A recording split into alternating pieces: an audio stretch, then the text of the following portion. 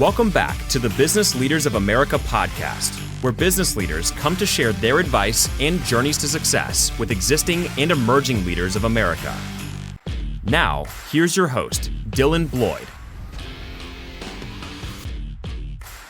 Hello, everyone, and welcome back to the Business Leaders of America podcast. Today, I'm joined by Joshua Lifrak, a mental performance coach who has spent over 2 decades working with elite athletes, business leaders, and high-performing teams to develop the mindset, focus, and resilience required to perform at their very best under pressure. He previously served as the director of mental skills for the Chicago Cubs during their historic 2016 World Series championship run, and later went on to serve as the Major League mental skills coach for the New York Mets. Throughout his career, he has also worked with world number one golfers, Grand Slam finalists, NFL and NBA players, and senior executives at major global companies. Today, Joshua is the director of performance and coaching at Limitless Minds, where he helps organizations build stronger cultures, improve collaboration, and develop the mental habits that drive consistent performance. He is also the author of Win Today: 6 Steps to Mental Resilience, Peak Performance, and a Thriving Life, where he outlines a practical framework for performing under pressure and staying focused in the moments that matter most. In this conversation, we'll explore what actually separates high performers from everyone else, how elite athletes manage pressure in real time, and the mental habits that leaders can use to stay focused, resilient, and consistent in their own environments. Joshua, welcome to the show. Thanks, Dylan. Awesome. Awesome. That's I don't know who wrote that intro, but it's great. I just love it. Yeah, That was no, phenomenal. Let's yeah. go. I got I'm all glad pumped you, up for myself. I was like, yeah. yeah, all right, here we go. I'm glad you liked it. It's that's all you though. Made it easy. Made I it know. easy on me. It's the PR firm. They do such a great job. So I know. It's For awesome. sure, for sure. Well, Joshua, you spent your career in environments where the margin for error, is almost zero, right? So from MLB dugouts to executive boardrooms. When you look back, what originally pulled you into the mental performance space in, the first place? Yeah. So just a couple things. I think, when you talk about the margin for error, I disagree. I Okay. don't think that the margin for error is like you got to be perfect. And Mm, as a matter of fact, one of the things that we recognize within the world of sports and the world of, elite executives is that it's more important to be present than it is to be perfect. mm, And the reason for that is because when you're present, if things aren't going the way they're supposed to go, if there are failures, if things are a little bit off kilter that day, mhm. well, guess what? If I'm really present, A, I'm gonna notice it quicker, and then I'm gonna be able to adjust faster. And that's Got the it. big key. That is the big key. This idea of perfection is, I think, anathema to high performance. Mm, And the reason I say that is because when you're trying to be perfect, if anything's a little bit off, there's gonna be a massive emotional response to that. yeah. However, if you're really working to be present and make the best out of the situation that is at hand, then you're gonna thrive. And I think that's a big. I just wanted to kinda Yeah. adjust No, I adjust appreciate fire that. there on that question. What I was drawn to though, I'll tell you, the reason that I got into those environments because I was always drawn to greatness. I Mhm. was always like, even as a kid, I remember there was an MTV show called Behind the Music, and it was about, how the musicians, like, how did Led Zeppelin become great, or how did 50 Cent like make his bajillions of dollars. And I was always like really curious about how they made it. And so I was always drawn to just excellence and greatness. And so that's why I ended up in that field. My curiosity about the mental game was really drawn off of my own personal experiences. But then also because I mean, I had a background. Both of my parents were psychologists. I read about this in the book Win Today a Yeah. lot. I read about my father a ton because he was a major influence on me. He was a army psychologist. He worked at West Point. I was born at West Point. He had actually started the cadet counseling center there, so he was one of the first psychologists on staff at West Point. So I was always kind of like curious about the mindset stuff too, and how the mind can really influence performance. Mhm. But I didn't really realize that I was drawn to that until really about 10 years after college. I described this Mm. in the book as well. I talk about my first career out of college, which was high end restaurants. You Mm. wanna talk about greatness. Little did I Right. know I was walking into the world of greatness there. But, working in 3 or 4 star restaurants in New York City, that is elite. That's the major leagues, man. I mean, Mhm. like that is like these people who are in that industry today, who are in that industry when I was in it. Yeah. It is you. These are the best of the best that do what they do. They really are. And you didn't. I didn't even realize it until I kind of stepped away from it. Yeah. That world itself, Dylan, I don't know how often you get out to go to a tasting menu type of dinner where Mhm. it's like 12 courses and the chef is preparing everything individually and they've shot that morning for the freshest produce and like that world was really a precursor to what I was going to go in. Mm. And so when I got there, because I had waited on people like Bono and Madonna and Yeah. Tom Hanks and Steven Spielberg, right? And Wayne Gretzky and Mark Massey at the same time. Like because I had waited on those people and you would serve them food and you just start having conversations with them, you quickly realize they're just human beings. So now here Right. I am in a major league locker room and I'm like, oh, these are all human beings as well. They just happen to be doing extraordinary things. Mhm. Yeah, you're absolutely right, and I'm glad that you cleared that up in the beginning because I think that's a big talking point is that people who reach these heights, excuse me, are looking for, to strive for perfection, which is great, right? But that's the difference is striving for perfection versus, expecting to be perfect because you're always gonna have mistakes come up, right? You're gonna have issues come up, and if there's nobody's gonna be perfect in any industry or any sport league, right? And so I love that you touched on that. And then as far as speaking with individuals who, we hold at these high regards, from athletes, performers, and executives. I was the same way when I started the podcast. I was a little bit nervous. I'm like, man, I'm talking to people who, I've kind of looked up to, right? And it's like once you start getting to talk to them, it's like they're just individuals. Dylan, They've by done the way, great. just for everybody to know, Dylan was not nervous to get on with me. Just so you know. Like, absolutely not in that stratosphere. Yeah, I was doing my breathing techniques before it, right? No, I'm just kidding. Yeah, but you're absolutely right. Thank you for touching on that first part. Because I do think that is extremely important for people to understand that you're not going to be perfect. No, you're not. But it's interesting though, because I had a stint where I worked in IndyCar, Mm, right? And these are athletes that drive their cars about 240 miles an hour, and they're probably about 6 inches from a wall as they're doing that, right? And yeah. so their margin for error is a lot smaller. They don't have to be perfect, but their margin for error is a lot smaller. They sneeze while they're in that corner. No kidding. Yeah. We're rebuilding a car, and Yeah. hopefully that person's okay. So, Mhm. it's a whole, that's kind of the interesting thing too, is like you talked about margin for error. And I think that is real, right? When you're in higher pressure situations, the amount of errors you can make get a little bit smaller, and the consequences for them become a little bit bigger. That doesn't mean you can't handle them, and it doesn't mean that that's overwhelming, or it doesn't mean that you can't do it, that Mhm. it's impossible or anything of that nature. It just means, hey, we got to be a little bit more switched on. We got Right. to be a little bit more present. Yes. No, you're absolutely right. Well, again, thank you for touching on it. And I'm sure it's been amazing getting to speak with some of these individuals, especially the people who have very slim margins of errors, right? Instead of zero. But, a lot of people hear mental skills coach, right? And they think motivation or mindset tips initially, but Mhm. your work seems to go much deeper than that. So, how do you personally define what you actually do? That's a great question. I think Yeah. one of the things, I talk about this in Win Today, but when I got the Chicago Cubs position as director of the mental skills program there, I had an office in Mesa, Arizona. That's where our spring training was. And, Yeah. and one of the first things I put up was this tapestry of the Hindu god Ganesh. And the reason I put that up, the Hindu god of Ganesh, is the one of his special powers is he's the god of removing obstacles. Yeah. And I often think the biggest obstacle to our successes and the ability to maximize our performance is ourselves. Hmm. So how do we get out of our own way is really what I focus on. And a lot of that can be understanding the things that have held me back in the past. A lot of it can be understanding the things that have helped me accelerate in the past, i.e., success leaves clues, right? Yeah.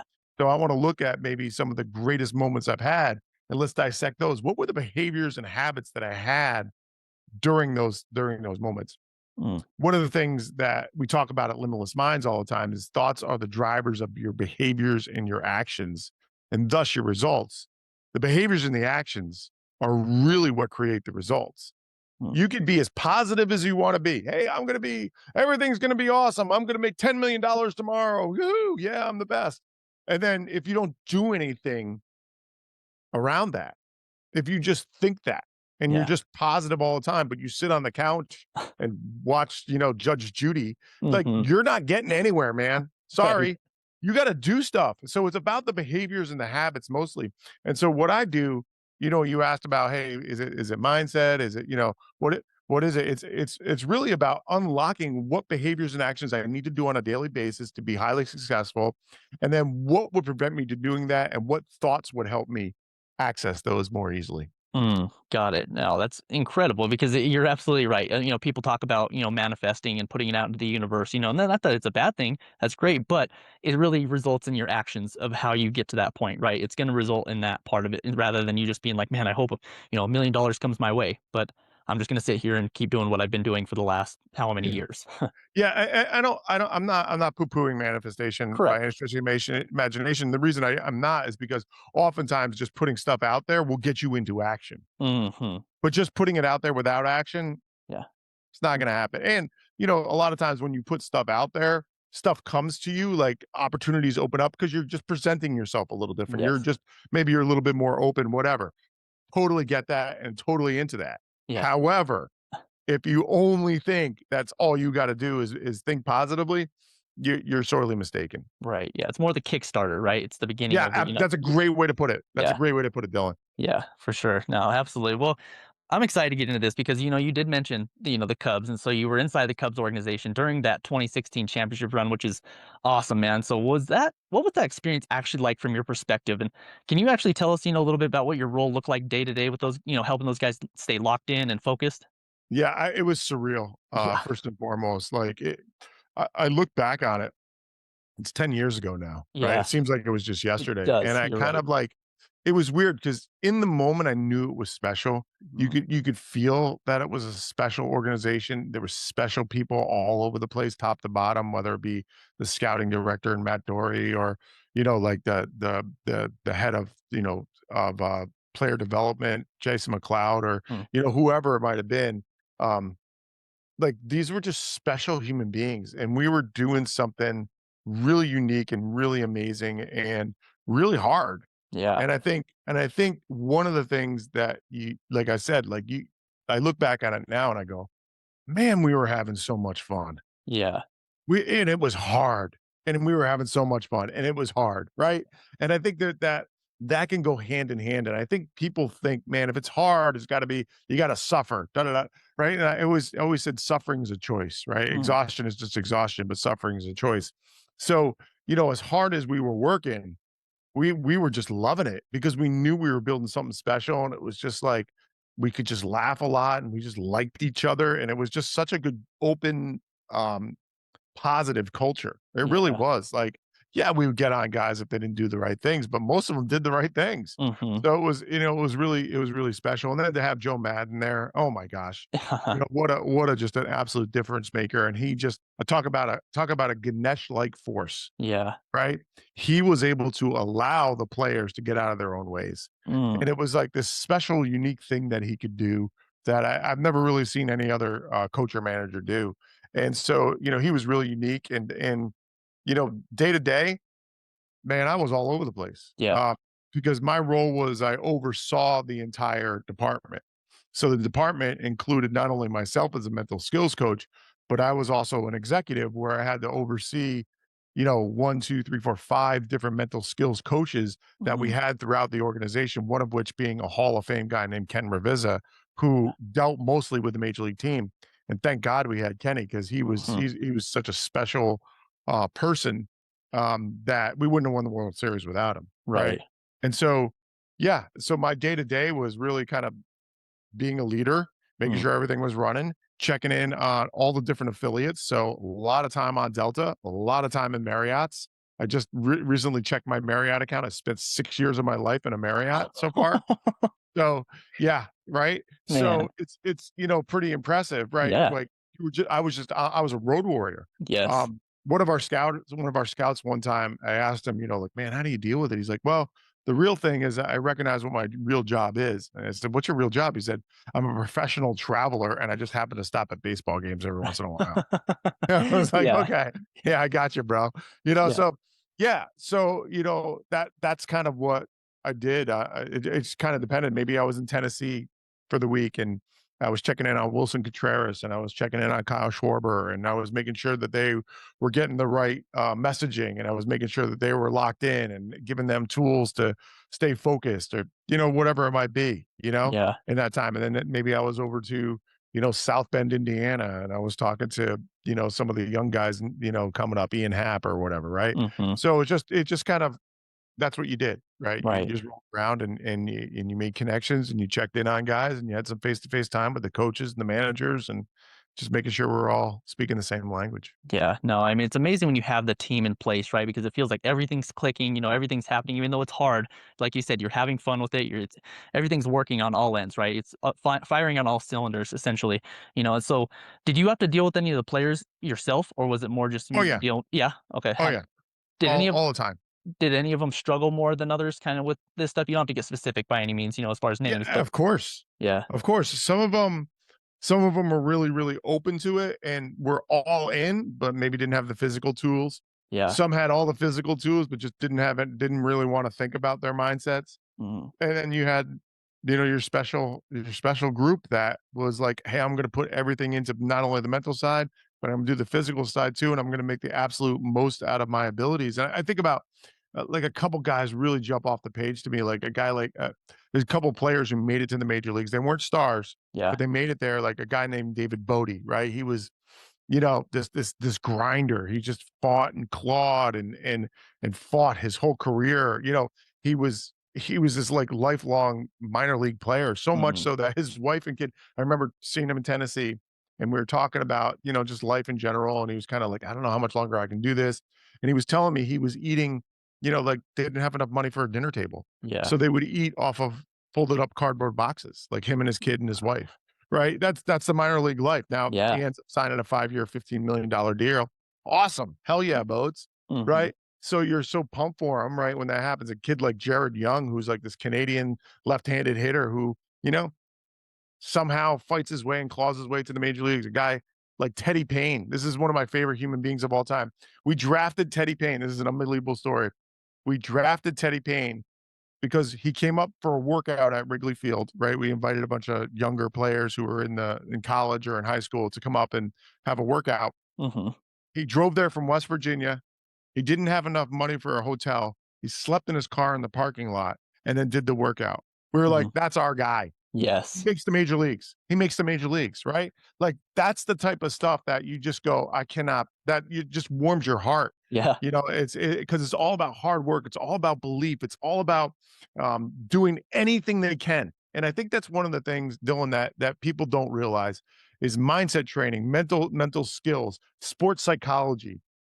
You don't have to be sick to get better. hmm, And what we saw time and time again, whether it be at IMG Academy, whether it be with the Cubs, whether it be with the Mets, whether it be afterwards working at IndyCar or wherever, the Hall of Famers, the guys who are going to make the most out of their abilities, they're the ones that seek us out because hmm, they know the mental side of performance is a competitive advantage. yeah, That's really one of the major reasons I wrote the book Win Today is because I wanted to make this training, which has really been isolated to the elites, available to everybody yeah, because anybody can do this stuff. It's not rocket science, man. You're yeah, not having to do calculus classes to figure out how to visualize. hmm, You know what I'm saying? Like you, yeah, you can do all this stuff today and it will help you not only in your performance, but in your life as well. And that's why I'm so passionate about it. And that's why I wrote this book. And that's why I want to get it out there. yeah. And that's why I want people to just kind of buy in. Yeah. Well, it's right back to what you said, right? I mean, it's like everybody's human beings, right? We're all not maybe the same, but we all struggle with different things and aspects in our lives, maybe just at different levels, right? So this is why it could help them out. But I don't even think you have to struggle, Dylan. That's Right, the whole right, right. point. Yeah. I think that here I am and I'm absolutely crushing it. I Yes. can get a little bit better. Yeah. I have a line in the book, the beasts can get beastier.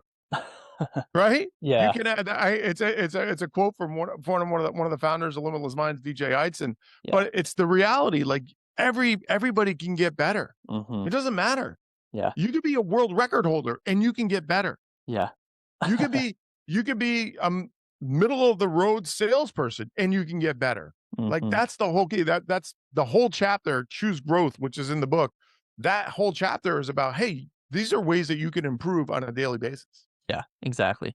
No, and you're absolutely I love the term that you said, that you don't have to be sick to get better, and then Yeah. the beast get beastier, or is that what you said? That's how you said it, Yeah. right? It's just like, Yeah. that's awesome, man. You're absolutely right. And I think there's a lot of people who see people on TV or even people who they look up to that continue to get better. And like, how do they keep getting better? You think that they're at their, pinnacle, they're at their top, but they're not, because they continue to improve themselves. So would you say that's like one of the most, common mental patterns that hold them like people back and from sustaining success is that they don't think they can get better or they can't reach certain heights because of that? I'm not sure they don't think they can get better. I think they just get comfortable. Ah, The brain is set up for two reasons, right? And this is from neuroscience, and it's something called the negativity bias, which is inherent in all human beings. yeah. The brain is set up for two reasons: number one, to keep us alive, and number two, to keep us comfortable. Hmm. And so, neither of which is thriving, by the Right. way, Yeah. No. right? Yeah.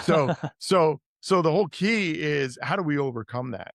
And I think I don't know if it's about belief. Maybe they don't have belief because they don't want to try, Hmm. right? Maybe it's a survival mechanism where it just keeps them comfortable. Well, if I always remember Dodgeball, the movie Yeah. Dodgeball, the Vince Yeah. Vaughn character, Yep. and they're talking to him and they're like, do you just never set goals? And he's just like, no, I find if I set a goal, I might not achieve it and then I'll be sad. So I'll just stay kind of even keeled and not have to set goals. Yeah. So it's like, okay, you know? Yeah. Yeah. No, you're absolutely right. It's the comfortability. It's easy to just keep going from day to day, and just being like, like, but then at the same time, 10, 15 years from now, you're like, man, if I just would have started this back then and I would have just done, small little things to make myself better, imagine where I would have been from the compounding effect of it. Right. 100%. Yeah. No. 100%. Yeah. Little by little becomes a lot. We Hmm. often call it the aggregate of marginal gains. The Hmm. aggregate of marginal gains. So it's like these little things that you do on a daily basis. And now, honestly, that's why it's funny because people do ask me about why just win today? Yeah. Why not win, the next 10 years? And I think that becomes a little bit daunting for people. Yes. Like we can go out and we can win right here, right now. We can Hmm. win today. Dylan, you and we can go win today. Yeah. We do the 6 things in the book, we're gonna win. Hmm. And it's like, and it's more about, it's less about accomplishments than it is about how you're being in the world. And so I think that that's one of the big things too, because like we could sit there and we could list everything we want to accomplish today, but if we don't determine how we want to go about that and who we're going to have to be in order to get there, then they're going to be really tough to accomplish those things. Hmm. But I'm telling you, if you the 6 things in the book, right? Yeah. Defining your story, building bonds, being present, stopping negativity, stop the storm, choosing growth and resetting every single day. If you do those 6 things, you're going to set yourself up to accomplish whatever you want to accomplish today. Yeah, exactly. There's a book that I've read a couple times by Ed Milet, The Power of One More, and so it's whether it's one more Yeah, rep, one more day, if you're having addiction, one more day of not drinking, smoking, or doing something, and then over time, yes. So you are really still focusing on the long term, but you're focusing on today, winning today for the long term. absolutely. Yes. Absolutely. That's exactly right, Dylan. It's funny because like, you want to get on a winning streak. You Yeah. want to build Mhm. momentum. Yeah. And how does that start? It starts with one. It Yes. starts with one win. Yeah. That every winning streak starts with one win. And then Hmm. all of a sudden you reset and let's go at it again tomorrow. Yeah. The best thing about baseball was 162 games. So it Yeah. was like, to put that in perspective for the Yeah. listeners, that's one day off a month from February till October. Yeah. Yeah. One day, Yeah. basically. And usually you were traveling from like San Diego to Baltimore or something like Hmm. that from that day. You know what I mean? So it's like, it's a grind. And that's the whole thing. We always used to say in baseball, what's the best thing about baseball? We get to do it again tomorrow. Yes, exactly. Yeah, and not letting those setbacks deter you from your results, right? Because you are going to have fall, you're going to fall down. Get back up, get back on that winning streak, like you said. Without a doubt, Yeah. without a doubt. And that's that the big thing about falling down Mm. that I see that people miss is that when they fall down, they kind of want to bury it. Yeah. And what you really want to do is if you fall down is go, okay, what did I learn from that? How can I do that better? What's the solution moving forward versus like trying to ignore it and flush it away, right? Then Yeah. after you figure that out, then flush it away. But Right. but you got to figure that stuff out. That's how learning really happens is okay, I've made a mistake. I've examined the mistake. I've learned why I made the mistake. I'm going to adjust my behaviors and actions, and now I'm going to move forward. Right? There's the John Maxwell, the great author, Mhm. leadership author. He talks about lessons are learned when actions change. Mhm. Right? Yeah. So that's the whole key. Yeah, exactly. I had a speaking of baseball, I had a individual who used to be a professional umpire, so it was all minor leagues, almost made it to the I majors. guarantee I've yelled at him before. Yeah, exactly. Yeah, I'm sure you have. Yeah, he did it. I think he was doing it for 10 years or something. And anyways, he brought up a similar message. He said, well, a good message from coaches when they lose, is it's okay to lose, but only if you learn something from it. If you lose and Yeah. don't learn from something from it, then it's pointless, right? So you want to take something from your losses, and that actually makes you get further as well. Because if you don't learn from your losses, then you're never going to improve. Absolutely. And I think one of the things that people listening to this podcast can do is they can really just like, again, it's called win today. So Yeah. at the end of a day, you can do what we call it's from the military. It's called an after action report. I Mm, learned about this. I had the opportunity when I was at IMG Academy. IMG Academy is like the Hogwarts for youth sports. It's like this yeah. ridiculous training facility down here in Florida. I live in Sarasota, Florida, and it's Hmm. up in Bradenton. That's why I moved here. Um, we would have all sorts of people come in and kind of take a look at it to learn about the facility and learn what the training we were doing and things of that nature. Um, and so we had gentlemen from the Navy SEALs come by, and they wanted to learn about certain trainings and stuff like that. And we got to go spend some time with them. And they talked about how after every mission they have an after action report. They're like, Yeah. "Ooh, what's that all about?" And they told us what it was about, and I adjusted that, and I talk about it in Choose Growth chapter of the book. But basically, what it is now for me is you want to look at, hey, what did you do well today? All right, because so often, Dylan, we get at the end of the day, and all we look at is how we screwed up and what are our mistakes. Yeah. But really, we've done a lot of stuff well, and we want to repeat success. So success leaves clues. So let's look at what we did well. Mm, Number two is what will I do better moving forward? In other words, what did I screw up? But let me put it into a solution oriented focus. So, what will I do better tomorrow? And then number three, was there any lessons I learned today? Was there anything that I learned? Like, oh, I learned that if I eat avocados for breakfast, I have more energy through lunch. I don't yeah. know, right? Yeah. You figure it out. But like, those are those are the three keys for an after action report. If you do that at the end of every day, you're gonna be, like, really solution oriented. You're gonna be pretty confident because 'cause you're gonna look at all the stuff you did well, and you're gonna be really, really aware of all the lessons that you're learning. Right. You learn from the wins, learn from the losses, and then put it all together to continue to improve. You're absolutely right. So you also touched on this a little bit earlier, but you talked about neutral thinking instead of positive thinking, right? So Yep. that kind of goes against the mainstream performance advice, like we talked about. Just telling yourself because we want to be manifestation, all that stuff. But what does neutral thinking look like when someone's in like a real crisis moment? Well, it's dealing with the facts, the way that it's defined by us at Limitless Minds is it's dealing with the concrete and objective facts without judging or grading. Mm, So in other words, here's all this information coming at me, and it's data. And I take that data and I'm either going, that's good, that's bad. yeah. And what we're saying is do not do that. Do not say whether it's good or bad. Take it for what it is. And then you can look at where you want to go. I want to go from A to Z. Okay. Well, if I'm going to go from A to Z, I got to do these steps.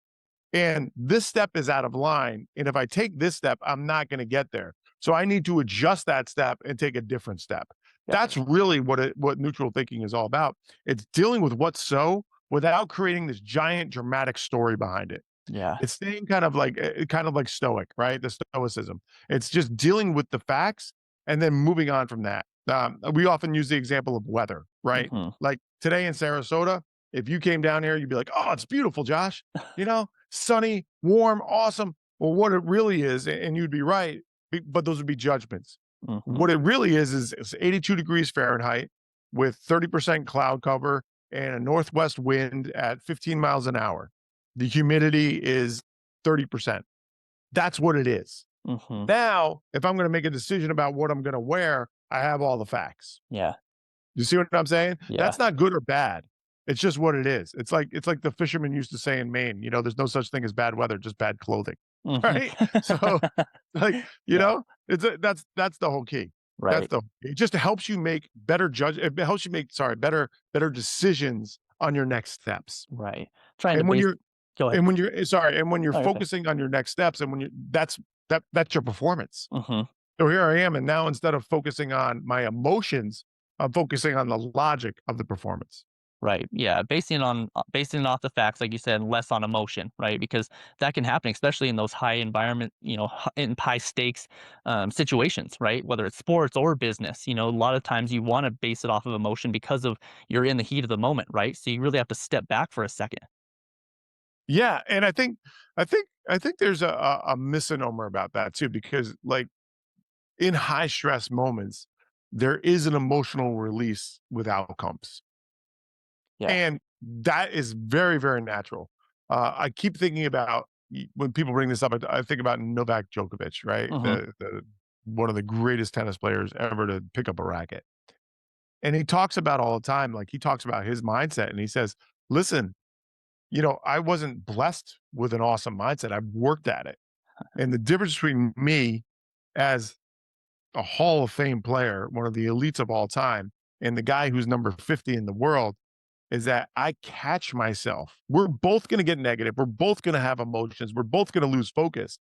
I catch myself losing that focus, getting into emotion, being negative. I catch myself quicker than he does, and I draw myself back in. It Hmm. could be one point, it could be between one ball, one hit, one forehand, whatever. But he's really good at catching himself and drawing himself back in quick. And Yeah. that's the difference. Yeah. That's the difference. Exactly. Yeah. There's no way you're going to eliminate the emotional aspect of it all. It's more Absolutely so not. just thought, like you said, or recognize it quicker. But again, taking a step back for just a second, if you can, rather than just, blowing up or getting too excited because it's both, right? You can get too excited and you can get, too emotional at the same time. So, good or bad. So you have to just really give yourself a second. But it also stems back to what you were saying, training your mind and making sure that you can recognize those a little bit quicker. Without a doubt, the power of Yeah. noticing, man. The Hmm. power there's such a I talk about it a lot in the You Are Here chapter. I was able to go down to University of Miami and study with a woman named Dr. Amishi Jha, and she, really is one of the forefront, leaders in terms of how you can use mindfulness practice to train your focus. Right. And it was awesome just being down there, and that was the whole key. It was Yeah. just the power of noticing. So we trained our power to notice quicker, and when we notice quicker, we can draw ourselves back in and we can just get present again and then, okay, let's execute. You're absolutely right. And you can use that in every aspect of your life, right? I mean, I know I'm going down the rabbit hole a little bit, but even a relationship with like your wife or husband, right, is that your emotional response sometimes can trigger a negative response to your spouse when in whatever situation it is. So it's really recognizing that as well, right? Yeah, we see it all the time, Yeah. Dylan, with Limitless Minds training. We end up we work with groups of anywhere from 10,000 to 20, Oh right? wow. Like Yeah. we're all over the place, but we get the feedback we get all the time is, "You know what? This helped me be a better leader. This helped me the mental training, obviously it helped me improve my sales. Hmm. But you know what? It also improved my ability to be present with my wife at dinner and my kids at dinner. It Yeah. also improved my ability to be, on the sidelines of my kids' soccer game and just be really present and appreciative of that. Hmm. And it's just amazing. And I think that that's one of the beautiful things about the mental skills training is it isn't just for your performance. Hmm. Because, well, I mean, it is for performance, but your performance is your life, you Yes. know? Like, so that's the whole thing is that, we can do all these things and it might just be about hitting a baseball, Hmm. but it really translates to a lot of other things too. And I think that that's the beauty of it. It definitely transcends the field. Yeah, exactly. It translates to everything, and so it's, if you're having troubles at home, it's gonna translate to work, and if you're having trouble at work, it's gonna translate to your home life, right? So it's like, if you 100%. can balance that as best as not perfectly, but as best as possible, you're gonna have a whole happier life, and you're gonna be a lot better off in the long run. But, I wanted to talk about teams a little bit, and trust in, the work environment. So, you've worked with teams where talent, yeah, I think I've read this in when I was doing the, research on you, but, where talent isn't necessarily the issue, right? So it's culture and cohesion, so what actually builds trust in high performance environments? The number one thing is communication, Mm, and I can't state this loudly enough. Clarity in communication. And so what does that mean? Well, that means, communicating and getting into discussions and with the intent of listening to understand, yeah. right? Versus listening to prove that you're right, which I think a lot Yeah. of people do. Yes. So though that often helps a lot when people feel seen and heard, um, they feel taken care of. So we often talk in a lot of our communication training about making sure and you know crossing the T's and dotting I's on communication. I'll explain that a little bit better. Yeah. Um, we have at Limitless Minds, we have a podcast as well, and one of the people that we had on was a former CIA operative, and Mm, her role was to go into various countries, some of which she couldn't even show her face, right? yeah. Where and so she would go there and her job was to cultivate assets, was to create bonds and build bonds so strongly that the people that she was working with would give her information that the United States needed to keep us safe, Yeah. right? And she said one of the things they talk about at the CIA all the time is trust and verify. Yeah. I love that, right? So Mhm. it's trusting out front, like, okay, I'm going to have 100% trust first, and then I'm going to work and I'm going to verify afterwards, right? Mhm. And so that's the same kind of thing with communication. I'm gonna trust that you understand, but I'm also gonna verify that. Yes. So there's a phrase that we use all the time here is what I'm hearing is. Mm, It's just that little question, what just that little reframe, just that little statement back to somebody really lifts them up and makes them feel seen and heard. yeah. And it means their voices are valuable. The other one that we use a lot, that we train with a lot is something my co-host on the Limitless Minds podcast, Travis Thomas, who was the, leadership and character development coach for the US men's national team the last time they went to the World Cup, Man. and he talks about "yes, and." There's just two words, "yes, and," because oftentimes in conversation, it's "no, but." Yeah. No, but, right? And it just ends, but "yes, and" is, yeah, acceptance, I hear you, and now and I'm gonna collaborate with you. Right. In So, addition to, right? yeah, Yeah. Yeah. exactly. Yes. Yes, and, right? Yes. So, those are some really, really, really powerful tools that I see, like, great leaders Mm, and great cultures is they communicate with clarity. Everybody knows the vision, everybody knows the mission, and everybody buys in because they feel seen and heard.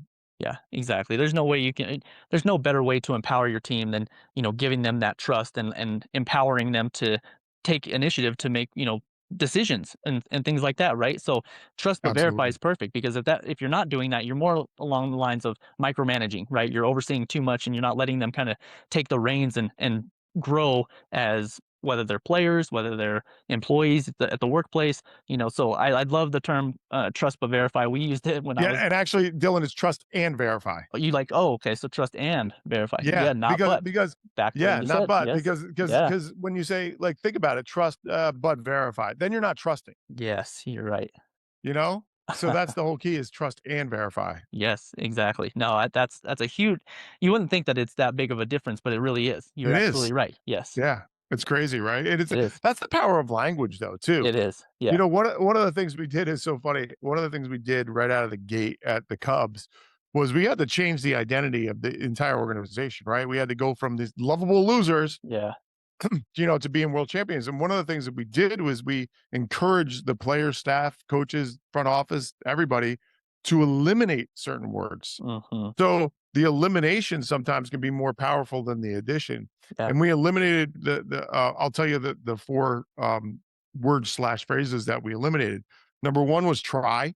right? We're not going to try. We're either going to do it or not going to do it, right? Yoda, Mm. going back Yeah, to him, exactly. right? Yep. Try, there is no try. There's only do or not do.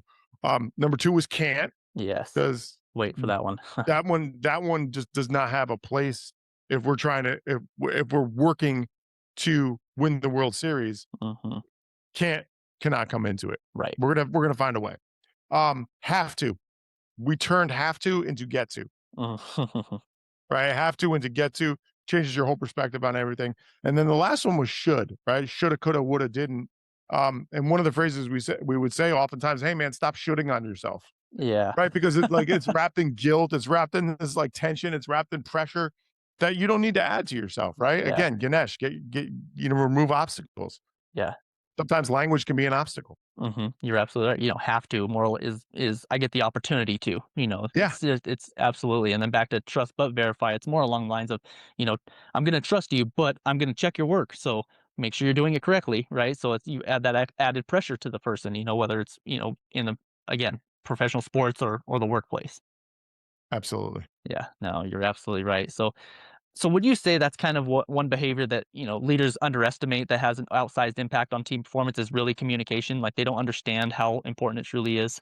I think assumptions get made. Okay. And I'll use an example that I talk about in the book. It's culture's got to be cultivated. Mm, And so, we win the World Series. Hell yeah, let's go. First time in 108 years. And even myself, I was like, yeah, we got it, man. We got the culture. This is just who we are. Da, da, da, da. yeah. But like, if you don't take care of that, it can fade real quick. And, it was 2016, we won. By 2019, they had a whole new staff, man. Yeah. We were all turned over. Right. And it was and we, I didn't do the work. I know I didn't do enough of the work in 2017, 2018. So, that's real, right? Hmm. And I found my way out of the organization in 2019. They found somebody better. So Yeah. is learning lessons, right? Yeah. Yeah. Well, it's almost back to like, full circle what you were talking about, is that if you stop trying to improve because you weren't sick, you just didn't try to get better. Right. And so it's staying with that initial we're good enough. Let's stick with it right here. We don't need to change anything because it's not broken. Doesn't have to be broken, just continue to improve. Yeah, absolutely. Yeah, Yeah. you nailed it, Dylan. Yeah, no, absolutely. So, when you now, Joshua, when you think about winning today, what does that mean to you personally at this stage of your life and career? Yeah, that's a great question. So the whole concept of this book started during COVID. Yeah. And, COVID was a very unique time for this country. I happened to be in Florida. It was a very unique experience down here as compared to the rest of the world. But that being said, like we didn't know what tomorrow was going to bring. We had no clue. Mm, Was I going mhm. to lose my job? Right. I was working for the New York Mets, and were they gonna fire everybody to Yeah. save money because they weren't gonna have a season? We ended up having to take a 20% pay cut, which was pretty standard across the industry. Um, you know, what was I gonna be able to, find other clients? How are we gonna do presentations? Are they gonna be virtual? They're gonna be, like what's going on? Yeah. So we didn't even know what tomorrow was gonna bring. So it was about, hey, I just gotta take care of today. Let's just find a way to win today. And so that's where the concept really was born from. And to me, what it really means is, out of the 6 steps, which I talked about earlier, Mhm. define your story, build bonds, you are here, stop the storm, choose growth in mile 0. If I do 4 out of those 6 things, I can look back on the day and be like, okay, I won, Yeah. right? Because I took care of myself. I set myself up for success. I got really present. I decided who I wanted to be. I wasn't living by default. I was living by design, right? I wasn't living by default. I was living by design. If negativity came in, I was able to adjust from it and move forward and move past it, right? Mhm. Those are all little things that add up to a win at the end of the day. And so that's the whole key. Did I get a little bit better? Yeah, Yeah. got a little bit better. I got to talk to Dylan today. I mean, heck, Yeah. how can I not get better, right? Yeah. So here I am, and now, okay, I'm gonna have a W today. I'm already on my way. Yeah, exactly. I couldn't agree more. Not that you get to talk to me, but I get to talk to you, right? So it's of those 6 steps, do you feel like there's any that are more important than the other? Like one stands out more than the other, or do you feel like they all kind of hold the same weight as far as importance? Yeah, I think they all hold their same weight. I think there are some that are easier to do. Ah, So I think right off the top, define your story. That's all about just setting an intention for yourself every day. right? And kind of priming your mind and priming your body for successful, outcomes. But being said, like a lot of times people don't set an intention because they simply forget. They just Yeah. they just get into their day, right? I don't know about you, Dylan. I talk to a lot of people. A lot of people when we're out at conferences or we're in speaking engagements or maybe they've read the book or something of that nature. And a lot of people I talk to do not set an intention because the first thing they do is they pick up their phone when they get out of bed, Yeah. right? They just go right to the phone and then it starts. Mhm. Social media, emails, text messages, distraction, distraction, distraction. And they get pulled away from deciding who they're going to be. Yep. I do not bring my phone in my room um, at night. I keep it outside. I used to keep it right outside the bedroom door. I've moved it since. Now it's in the kitchen. So Yeah. I can't even like wake up and get out the door and grab it.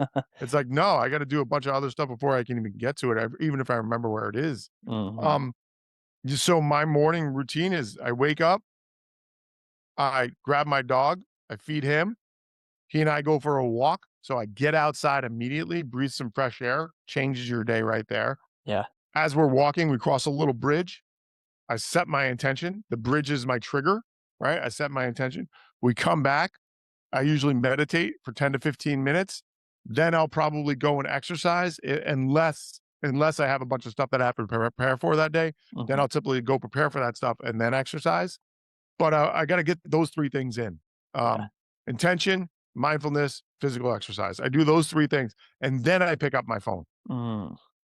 So it's like, wow, And Yeah. I do. It's interesting because when I'm on the road, I find myself picking up my phone earlier, and it's like, ooh, the day gets a little bit wonky. But Yes. I feel way more like myself when I can do those three things. Yeah, exactly. It's like you said, it's immediate distraction when you go to bed and then you wake up and you go right back into that same virtual world, right?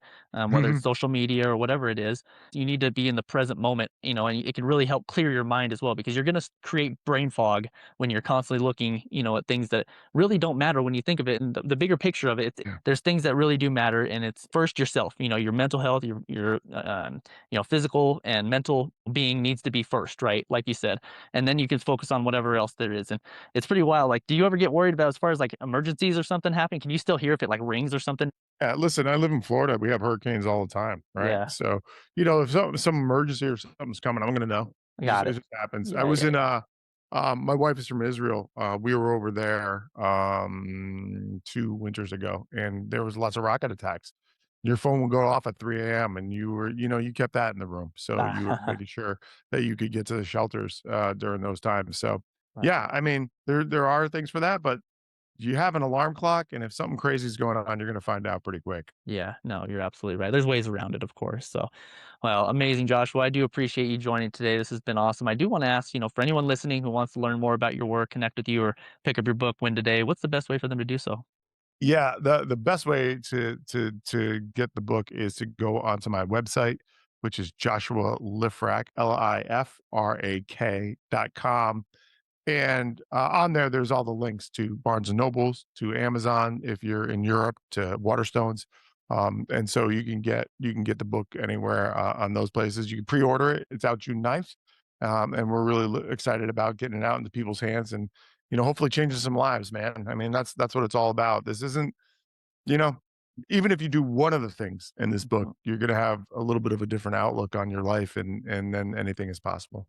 Yeah, no, you're absolutely right, and I do highly recommend, anybody who's listening, please make sure you guys are picking it up and kind of follow along. Again, you don't it doesn't shouldn't be just if you are dealing with issues in your life. This is for anybody who's is thriving in life. This is going to make you better. So please pick your guys' book up. I'll make sure those are in the show notes to make it a little bit easier on the listeners as well. So again, Thanks, man. Joshua, Appreciate it. yeah, absolutely. Well, again, Joshua, thank you so much for joining today and spending time with me and the listeners. My pleasure. And if anybody wants, to ask me any questions or whatever, just feel free to reach out on LinkedIn. That's probably the best place to get me. It's just Joshua Lifrak, and you can just grab me on LinkedIn. So Awesome. looking Yeah. forward to seeing y'all. Thanks so much, Dylan. Yeah, thank you as well.